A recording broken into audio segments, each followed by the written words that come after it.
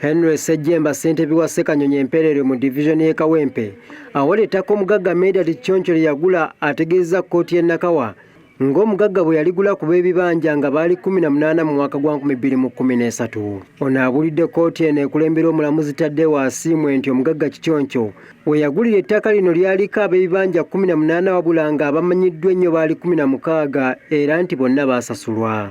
Annyonnyodde nti Kichoncho bamwanjula mu ofiisi ya LC nga nnyini ttaka omupya oluvannyuma lw'okugula ettaka. Sejjemba era abulidde kkooti nti yaliwo nnyo ng'omugagga Kichoncho n'abatuuze b'ebibanja be yasiŋŋaana ku ttaka lyagula nga bakola endagaano y'okubasasula bamuviire. Wabula agamba abatuuze basoba mu 20 omugagga bye yasasula wabula nga n'abamu balemerako.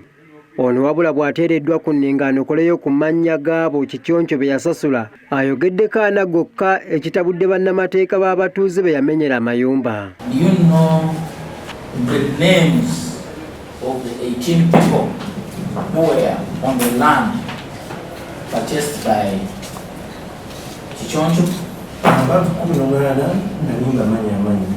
Who tell court those names?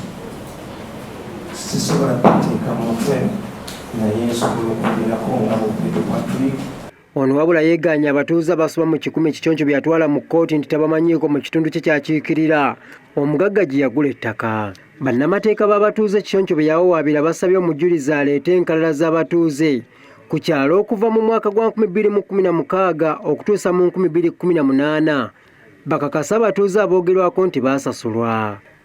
Kino omulamuzi akikakasizza. This is exactly what, if that process is there, these registers must be there. And I want him to confirm by bringing those registers. It's up to you to work with your secretary to ensure that the registers come. That's the order. And they should come by the next hearing date. So now the ball is in your court. Omusango gwakuddamu ng'ennaku z'omwezi 29 omwezi ogw'omusanvu omwaka guno. Annette Nakaibale yabaddeyo ku Radio TV Amasukkulumu.